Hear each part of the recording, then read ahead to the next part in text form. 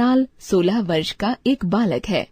वह अपने नाम को चरितार्थ करता गोल मटोल हाथी के बच्चे जैसा है। वह स्वभाव से हंसमुख होने के साथ ही बुद्धिमान भी है। गजनंदन लाल ने क्या बुद्धिमान। नंदन लाल 16 वर्ष के थे। यथा नाम तथा गुण, यानी गोल मटोल हाथी के बच्चे थे। छोटी छोटी आंखें, बड़े बड़े कान, मोटे मोटे हाथ पैर, चलते वैसे ही झूम झूम कर, बातें भी वैसी ही बुद्धिमानी की करते और स्वभाव से इतने हंसमुख कि रोतों को हंसा देते। उन्हें एक दिन पता लगा कि स्कूल के लड़कों की एक टोली गोमुख की सैर करने जा रही है। गोमुख से गंगा जी निकलती हैं। वह गंगोत्री से भी 21 किलोमीटर आगे है। बस गजनंदन तुरंत प्रिंसिपल के पास हाजिर हो गए। बोले, सर, मैं भी जाऊंगा। प्रिंसिपल बोले, तुम पहाड़ पर चढ़ोगे? तुमसे तो अपना शरीर ही नहीं संभलता। गजनंदन ने मुस्कराते हुए जवाब दिया, सर, शरीर अपनी फिक्र आप करेगा। हमें तो देखना यह है कि मेरे जाने से लाभ कितने होंगे। प्रिंसिपल अचरज से हंसे। पूछा, क्या क्या लाभ होंगे, बताओ तो जरा। तुम तो 5 आदमियों का राशन डकार जाओगे। गजनंदन ने बिना हिचके जवाब दिया, मुझे सर्दी भी तो कम लगेगी। ठंडी हवा को मेरी हड्डियों तक जाने का रास्ता कहाँ मिलेगा। इसलिए मैं सदा चुस्त रहूंगा। जब मेरे साथी थक जाएंगे, हिम्मत हार बैठेंगे, तब मैं उन्हें हंसा हंसा कर फिर से तरोताजा कर दूंगा। मुझे देखकर उनकी हिम्मत लौट आएगी। मान लीजिए हमें कहीं रस्सा बांधने की जरूरत हुई और वहां चट्टान ना हुई, तो मेरे शरीर से यह काम बेखटके लिया जा सकता है। मैं अपने पैर बर्फ में गाड़ लूंगा। यह सुनना था कि प्रिंसिपल ठहाका मार हंस पड़े। गजनंदन भी खूब हंसे, इतने कि तोंद हिलने लगी। जरा शांति हुई तो बड़ी नम्रता से निवेदन किया, सर, एक लाभ मेरा भी होगा। मेरा वजन कुछ कम हो जाएगा। हाँ, यह तो हमने सोचा ही नहीं था। प्रिंसिपल बोले, तुम अवश्य जाओ। और इस प्रकार गजनंदन की पहाड़ पर चढ़ने की कहानी शुरू हुई। तैयारी पर तैयारी होने लगी। वह हो चुकी तो मंजिल दर मंजिल रेल। बस जीप द्वारा यात्रा करते करते 7 लड़के, एक मास्टर जी और 2 सेवक एक दिन सांझ पड़े गंगोत्री में प्रकट हो गए। वहां दूर दूर तक आदमी का पता नहीं था। सब कहीं सन्नाटा छाया था। कहाँ दिल्ली की गहमा गहमी, कहाँ यह चुप्पी। तभी एक स्वामी जी वहां आए। वे वहीं रहते थे और वे ही उन्हें गोमुख ले जाने वाले थे। गजनंदन कूदकर चबूतरे पर आ गए। बोले, देखो देखो, यहाँ मेरे कितने साथी पहले से ही मौजूद हैं। साथी विद्यार्थी चकित होकर बोले, तुम्हारे साथी कहाँ हैं वे? गजनंदन ने उत्तर दिया, क्यों, ये पहाड़ जो है, बड़ा होकर मैं ऐसा ही तो लगूंगा। काला काला, भारी भरकम, भूधराकार शरीरा। लड़के खूब हंसे। बोले, तुमने अपने भाइयों को बहुत जल्दी पहचान लिया। बात आगे बढ़ती कि मास्टर साहब ने पुकार कर कहा, लड़कों, जल्दी तैयार हो जाओ। हमें स्वामी जी के साथ साथ आगे बढ़ना है, नहीं तो मौसम खराब हो जाएगा। बस फिर क्या था। बच्चों ने तुरंत बिस्तर बांधे, राशन बांधा, स्काउटिंग की पोशाक पहने, अपने कंधों पर थैले बांधे और उनमें भरा जरूरी सामान, मेवा, मिश्री, दवाई, बिस्कुट वगैरह वगैरह। गजनंदन बीच बीच में हर चीज चखते और झूम झूम कर तारीफ करते। कभी बाहर भागते, कभी अंदर आते। मास्टर साहब बोले, गजनंदन, तुम इस तरह तो जल्दी थक जाओगे, अभी तो ऊपर चढ़ना है। गजनंदन ने उत्तर दिया, सर, उसी का अभ्यास कर रहा हूँ। हंसते हंसाते चढ़ाई आरंभ हुई। गोमुख जाने वाली पगडंडी बड़ी संकरी थी। भोला शंकर ने कहा। सर, पगडंडी पर गजनंदन कैसे चलेगा? कहीं तोंद अड़ गई तो? मास्टर जी बोले। जरा आगे देखो, स्वामी जी के साथ साथ चल रहा है। अचरज से विद्यार्थियों ने देखा कि सचमुच वह स्वामी जी के साथ था।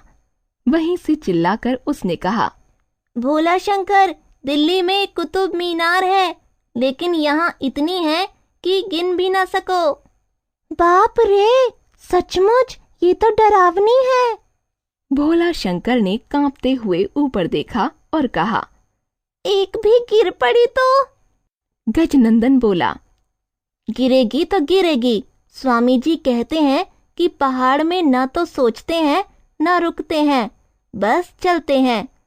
हम रुक भी गए तो मीनार थोड़े ही रुकेगी। तुम्हें डर लगता है तो जोर से हंसो, हंसने से डर दूर भाग जाता है। और वह जोर जोर से हंसने लगा। हंसी तो छूत का रोग है। गजनंदन हंसा तो सभी हंस पड़े और हंसते हंसते उन भयानक रास्तों को ऐसे पार कर गए जैसे बतखें पानी में तैरती हैं। स्वामी जी ने खुश होकर गजनंदन का राशन दुगना कर दिया। रास्ते में उन्होंने भोजपत्र के पेड़ देखे, जड़ी बूटियां देखीं, जंगली भेड़ों का गिरोह देखा, तुतराल नाम के जानवर की पूंछ देखी, रीछ के पंजों के निशान देखे। इस प्रकार देखते दिखाते, हंसते हंसाते वे पहुंच गए गोमुख। गोमुख बर्फ के पहाड़ में बन गई गुफा को कहते हैं। इसी में से गंगा नदी तेजी से बहती हुई बाहर आती है और पहली बार सूरज की रोशनी से गले मिलती है। लेकिन वे लोग वहां नहीं रुके। स्वामी जी उन्हें तपोवन ले जाना चाहते थे। रास्ता कुछ कठिन था, पर साथ में गजनंदन हो तो कठिनाई पनाह मांगने लगती है। और फिर तपोवन तो है ही जादू का मैदान। इतनी ऊंचाई पर बर्फ से ढकी गगन चुंबी चोटियों के बीच एक अति सुंदर सुहावना हरी हरी घास का मैदान, नाना प्रकार के फूलों के सुंदर सुंदर पौधे, बीच बीच में कल कल करके गाते नाले झरने। गजनंदन तो सामान फेंक कर उस मैदान में दौड़ने लगे। मास्टर जी ने कहा, क्या करते हो? सांस तो फूल रही है, मरोगे। दौड़ते दौड़ते गजनंदन ने कहा, सर, दौड़ने से खून भी शरीर में दौड़ता है। बैठ गए तो बर्फ की तरह जम जाएगा। हम शिला बन जाएंगे, जैसे ये पहाड़। बस फिर क्या था, सभी लड़के दौड़ने लगे, कबड्डी खेलने लगे। ऐसा शोर मचा कि पहाड़ भी गूंज उठे। गजनंदन ने कहा, स्वामी जी, राशन तैयार कर लीजिए, पेट में चूहे कूदने लगे हैं। हंसते हंसते स्वामी जी ने कहा, चिंता न करो, अभी बिल्ली आती है। पहले थर्मसों से चाय निकालो। मूंग की दाल का हलवा गर्म हो चुका है। जब तक रोटी तैयार हो, चाय हलवे का नाश्ता करो। नाश्ता करने के बाद गजनंदन ने फूलों की जांच शुरू कर दी। मौसम सुहावना था। गजनंदन ने साथियों के कान में कुछ कहा।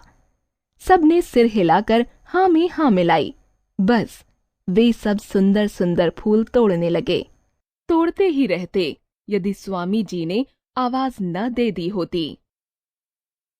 बच्चों, तुम कहाँ हो? भोजन तैयार है, जल्दी आओ, अंधेरा होने लगा है। सवेरे स्वामी जी ने 4 विद्यार्थियों को आगे जाने के लिए छांटा। गजनंदन, भोला शंकर, तुषार और माचवे।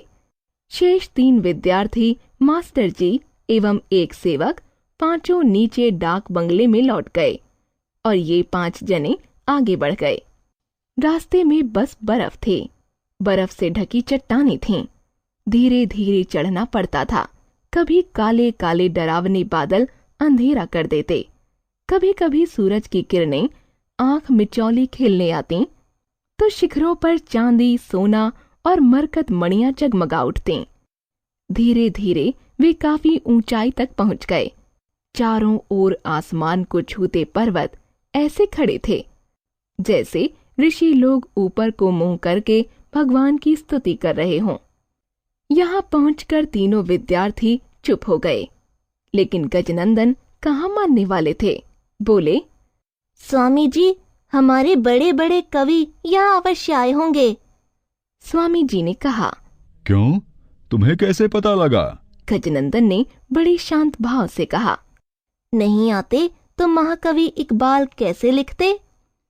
पर्वत वह सबसे ऊंचा, हमसाया आसमां का, वह संतरी हमारा, वह पासबां हमारा। और रविंद्रनाथ कैसे गाते? अंबर चुंबित भाल हिमालय, शुभ्र तुषार किरीटिनी। गजनंदन की ये बातें सबकी थकान दूर कर देती।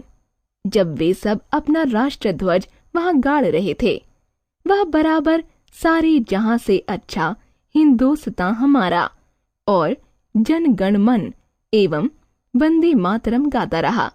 यहीं से वे लौट पड़े, क्योंकि रात दूर नहीं थी, उतराई थी, उत्साह भी था। लड़के दौड़ने लगे। गजनंदन सबसे आगे था। स्वामी जी ने बहुत समझाया, पर अल्हड़ बच्चों के कान कहाँ होते हैं। सेवक तंबू ठीक करने और आग जलाने आगे चला गया था। रास्ते में एक झील पड़ती थी, पूरी की पूरी बर्फ से ढकी थी। लड़कों ने सोचा, पत्थरों में चलना बड़ा कष्टकर है, क्यों ना झील की बर्फ पर होकर चलें। पर वे यह नहीं जानते थे कि बीच बीच में बर्फ कच्ची भी होती है। जैसे ही वे बीच में पहुंचे, एकाएक भोला शंकर के पैरों के नीचे की बर्फ फट गई और वह नीचे झील में गड़प। गिरते गिरते वह चीखा। सबने उसे देखा। एक क्षण को तो वे डर के मारे कांप उठे, लेकिन गजनंदन ने तुरंत चिल्लाकर कहा, तुषार, यहाँ चट्टान नहीं है, तुम बर्फ के उस गड्ढे को और गहरा करो। माचवे, तुम लंबे हो, रस्सी को भोला शंकर के पास फेंको। फिर भोला शंकर को डांट कर कहा, रस्सी पकड़, जल्दी कर मूर्ख, नहीं तो जम जाएगा। डरना नहीं, रस्सी मेरी कमर में बंधी है, जो तेरी कमर से 3 गुना मोटी है। और यह कहते कहते उसने रस्सी का दूसरा छोर अपनी कमर में लपेटा और गड्ढे में कूद गया। तब तक चीख सुनकर स्वामी जी भी वहां पहुंच गए थे। उन्होंने यह सब देखा तो अश अश कर उठे, लेकिन समय कहाँ था। डांटते हुए भोला शंकर को आदेश दिया, रस्सी के सहारे किनारे की ओर बढ़ो। डांटने से भी साहस पैदा होता है, विशेषकर खतरे में। भोला शंकर ठंड के मारे अकड़ रहा था, पर डांट ने उसे गर्मी दी।